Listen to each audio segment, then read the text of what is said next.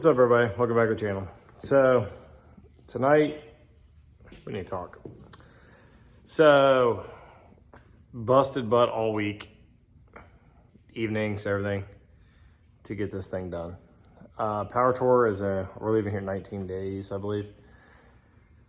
My biggest fear was breaking the cam in and wiping the cam, and I did that. So like I'm at a crossroads right now. Like I've never felt like this defeated, especially over something like mechanical. Like sounds kind of stupid, but so motor's in, 80 pounds of oil pressure, runs 180 degrees. Did the cam break in like comp specs is 10 on, 10 off, 10 on, 10 off, 10 on. 30 minutes of total runtime. And it's all here. But the motor pulls no vacuum. Motor pulls no vacuum, doesn't want to idle, has a rough, it's got dead missing, it's got a wipe cam in it. So pulled the filter, drained the filter, cut the filter. I drained it into a paint strainer, and then I cut the filter open, and it's full of cam. So you can blame it on comp cams, that's what most people are saying. You can blame it on installer error. Regardless of who I put the blame on, it's still broken. So I'm at a crossroad right now, 19 days left to go. The car, it's not like the car only needs a cam or just needs a motor. Like, I mean, we're down to, I have a seat in the car. Nothing else is in the car. I have one piece of carpet in it. Interior is a weekend. It's an evening. We can make it passable. Still need to do trailing arms in the rear. And it comes down to like a time thing and money. So I've kicked it around if I'm going to put another cam. Obviously I'm going to put another cam in the car, but like my next cam to be a roller. So now I'm like, do I put a roller cam in this? Do I put another flat tappet back in? Like, what do I do? Like, it's a lot of it's just up in the air, and I'm frustrated. I've put thousands into it so far, and obviously I don't have the results that I want, that anybody would want. So like coming to you from, this is a real life problem. Like, I know like it's not the end of the world. Definitely fixable. It happens. I mean, I've talked to 10 motor builders in the last 48 hours, and they've all said, yeah, it's happened to me, no rhyme or reason. I honestly think that a lifter bore in the block had a piece of crap in it, like just in the lifter couldn't spin on number 8, and that's where we're at right now. So either way, I'm not gonna run the motor anymore. People way smarter than me with this have come over, we've put smoke through the intake. We thought it was a vacuum leak, it was running so lean. And then like, obviously somebody smarter than I is like, no, you have more airflow than you've ever had with, 195 heads on it, a 750 carburetor, it's got a spacer. Like the lean factor is most likely just fuel. Like take the lean factor out of it, the motor won't make vacuum. It's got a valve not opening, it's got a wipe cam in it. So right there, so I'm not bailing on the car. I don't want to bail on the car. I'm definitely not bailing on Power Tour. So and just kind of in a place, everybody's been here. Anybody watching this has probably been here. Even if it's not a car, it's been something else. So right now, I've put enough evenings into this, days, weekends, everything, where like I'm pretty disappointed, feeling pretty defeated, but like just trying to stay positive. I'm going with a great group of people. And I don't know, but the C10, it's kind of ready to rip. It's definitely not an ideal vehicle for us to take. 283, 2-speed power glide, 411 rear, but runs very good. It's got air conditioning. It's got factory air. It's got a big brass radiator in it, factory. I honestly think that it's doable. So it's got a 411 in it at 60 miles an hour. It is absolutely spending $3,000. So what I'm thinking about is it's got a class 4 carrier in it. That's 373 and up, 373 through 411 or 456 even in some of these trucks. With a 2-speed glide, it's still 1-to-1 in second gear. So everybody's going to say, put a TH350 in it or a 400. It's still 1-to-1 in high gear. Yes, it'll be a little sluggish off the line. It will be. But I could put a 342 in this weekend. I could put a 342 and a class 3 carrier in the rear. It dropped me down to like 2,600 RPM at 65, close to 70, depending where like the fluid coupler is in the converter. It's still points and plugs. I could throw a condenser and some plug or some points in the glove box, rock out 65 miles an hour, and make this work.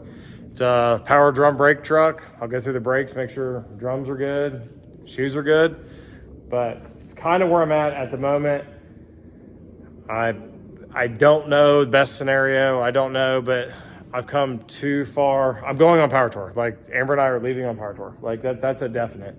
If I'm gonna take the Ranger side by side, we're going on Power Tour. That's happening. We've lined up everything in our lives to make this happen. So I'm gonna pop some wheels off this thing, start checking some brakes on it. I've made a pros and cons list of basically, pros and cons. So uncomfortable, yes. It's not as comfortable as drive the Corvette. It's not, but closer to being ready and easier in my life of long days working 60 hours a week and still trying to get this done here and then relying on friends and everything else. Suspension, some brakes. I do have a 3-inch lowering kit for this truck. I'll probably throw the coils and blocks in it while I have it apart. So, but this truck right here, lowered 3 and 3. It's got a decent rake to it right now. It'll kind of keep that rake. But that's where I'm at right now. So I think I'm going to pop some wheels off this. And sorry for the Corvette was my number one goal. It was, but I'm just trying to be realistic. I'm not trying to be a quitter.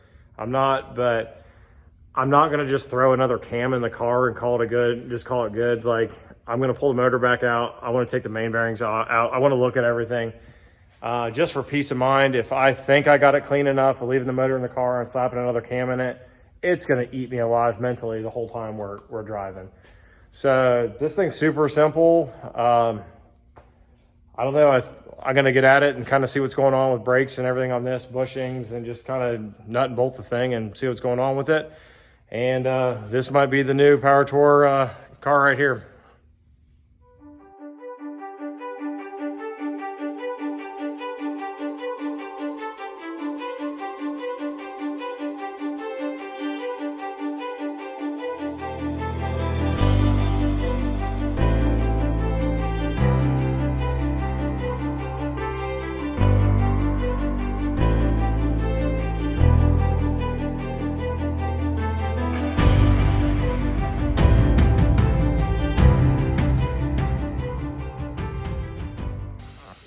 So I put this drum back on, but the shoes look good on it. They're more than halfway there. There's no sense in, I'm not gonna fix it if it's not broke. So these trucks are trailing arm, I think all the way to 73. So these are trailing arm with a coil, and then this truck has factory overload. So basically it just pivots on the trailing arm and then rides on a coil, but it does have the Hall package on it. So it has a overload spring there. I wanted to keep that overload in play. A lot of guys just put 5-inch drop coils right here. I kind of like using this thing as a truck still. So they have a single U-bolt in them, and you can get a 3-inch block. It just happens to be the same color as the truck. I didn't even know it was gonna be that. But it's just a 3-inch steel block that goes, this U-bolt comes out, and then it's just like a standard leaf spring truck at that point in time. It lifts the axle, lowers the truck. So if I lower this truck, which I think I'm going to before we would leave, I'm gonna make a list of things, go through this truck tonight, kind of see what, it's not a priority to lower it, but I'm gonna have the rear end at least taken apart and the axle shafts out to put a carrier and a ring gear in it. So I thought I would, while I'm in here, just lower the truck. I'm just gonna put a coil in the front. I do have drop shocks for it too, but this drum's back together. Just gonna clean it up. I'll spray some paint on it before I put a wheel on it, but I'm gonna jump over to the other side.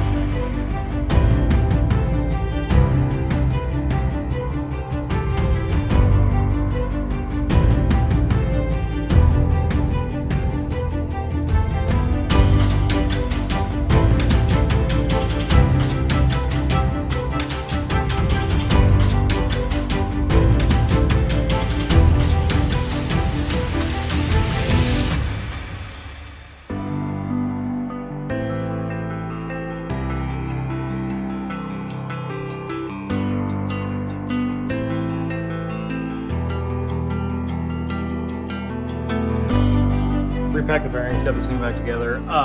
For anybody that's into odd, weird factory stuff, this has the factory drums on it from 1966. You can tell because the factory riveted the drum to the hub, and actually has the anti-vibration ring still all the way around it. It's kind of cool that this truck's got 121,000 miles on it, and it hasn't been wrecked yet, and it's been driving around on a single pop master cylinder with power drum brakes for 50 some years, so it's pretty cool. But I'm gonna get the other side done and go test drive this thing. I did adjust the brakes out a little bit. It has auto adjusters on it that everybody that has drum brakes understands pretty much how good that works, but I'm gonna jump on the other side and get it done. So I got the other side back together. I'm gonna test drive this thing real quick. This thing will focus, it'll be great. So, if you guys don't have an old car, you need an old car. There's something to say about the way they drive, the way they smell. You'll appreciate a new car when you get back in a new one, for sure. Like this 50-some-year-old windshield that does okay, and these halogen headlights are real sweet. And just spinning the brakes up a little bit makes all the difference in the world. Wheel cylinders don't have a lot of room to travel. It's not like a caliper. So like if you've been in a disc brake car your whole life, you get in some with four-wheel drums, you're like, there's not a lot of travel in the pedal. There's just not a lot of fluid and area to move the wheel cylinder. So, but so far, like I said, this thing is just a cruiser.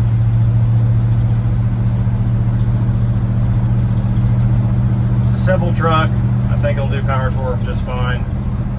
I think a ring gear will help a bunch, just calm it down. I know a lot of people that like 283s know that they love to be wound tight the whole time, and that's the way they were designed to be, and there was no such thing. Well, there was half the cars on the road and the speed limit was 55.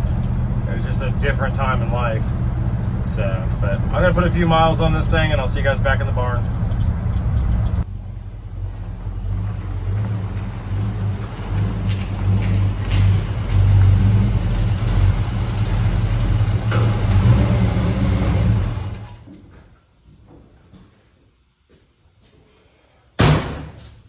So we're gonna end this here. I'm gonna throw some shoes on the front of the truck, debating on what gear set to put in it. As of right now, I'm going 342s.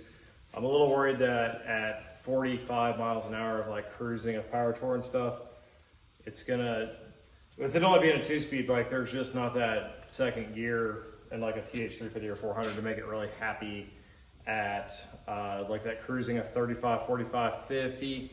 I just don't want it to sit and run at 1600 RPM the whole time. So like I need to do some mathematical wizardry, try to figure out some stuff, but I don't want to do all the work either to drop it to a 373 from a 411. Like it's too much work for one gear change. So I'm gonna call it a night, but as of right now, I'm gonna see what parts and availability and stuff are and kind of move forward with probably taking the C10 on Power Tour. So I thank you guys very much for your time. Please like, share, and subscribe. Thank you.